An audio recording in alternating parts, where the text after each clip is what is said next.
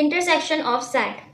Intersection of set का सबसे पहले हमें सिंबल पता होना चाहिए, जो कि इस तरह का एक साइन होता है, वो इंटरसेक्शन का साइन होता है, जिसको आप इजीली वर्ड्स में एंड भी कह सकते हैं।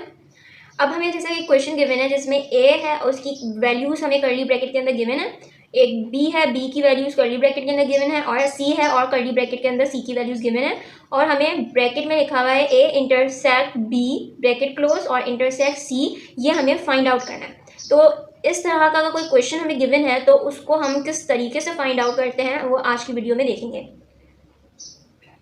सॉल्व करते हैं। सबसे पहले तो हम क्या करेंगे, ये जो ब्रैकेट के अंदर जो वैल्यू लिखा हुआ है जैसे ए इंटरसेक्शन बी, ये हम सबसे पहले फाइंड आउट करेंगे। ये कैसे फाइंड आउट करेंगे, हम लिखेंगे ए इंटरसेक्शन बी, इसको हम फाइंड आउट ऐसे करेंगे कि ए की जो वैल्यूज़ हैं जो हमें गिवन है कर्ली ब्रैकेट के अंदर, वो एज इट इज़ इधर लिखेंगे, जो कि है 1 5 8 1 5 8 कर्ली ब्रैकेट क्लोज, फिर ये इंटरसेक्शन का साइन लगाएंगे, फिर कर्ली ब्रैकेट ओपन, और ये जो बी की वैल्यूज कर्ली ब्रैकेट के अंदर गिवन है क्वेश्चन में वो हम लिखेंगे, जो कि है 2 5 8 और 9। ये हमने इस तरीके से लिख दिया। अब हम क्या करेंगे, हम देखते हैं कौन सी वैल्यूज हैं जो इस कर्ली ब्रैकेट के अंदर भी हैं और इस कर्ली ब्रैकेट के अंदर भी हैं। सही है, वो हम कॉमन वैल्यूज इधर लिखेंगे। जैसे कि 1 अगर देखें तो 1 इस कर्ली ब्रैकेट के अंदर नहीं है, तो इसलिए हम 1 को छोड़ देंगे। फिर उसके बाद 5 को अगर देखें तो 5 इस कर्ली ब्रैकेट के अंदर है, तो हम 5 लिख देंगे क्योंकि 5 कॉमन वैल्यू है। फिर उसके बाद 8 देखेंगे कि इस कर्ली ब्रैकेट के अंदर 8 है या नहीं, 8 है तो हम 8 लिख देंगे।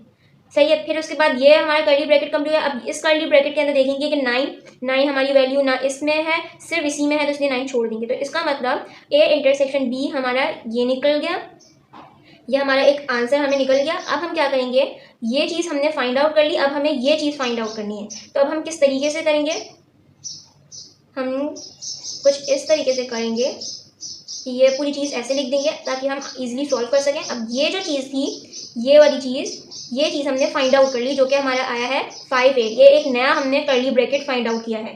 तो हम क्या लिखेंगे, ये वाला यहाँ ऐसे लिखेंगे 5 और 8 और कर्ली ब्रैकेट क्लोज, फिर इंटरसेक्शन का साइन लगाएंगे, फिर सी की वैल्यू हमें क्वेश्चन के अंदर इस कर्ली ब्रैकेट के अंदर गिवन थी। तो क्या थी वो सी की वैल्यूज, 1 8 9 1 8 और 9 कर्ली ब्रैकेट क्लोज। अब हम क्या करेंगे, अब हम वही सेम चीज़ रिपीट करेंगे जो हमने पहले किया कि कॉमन वैल्यू देखेंगे कौन सी है।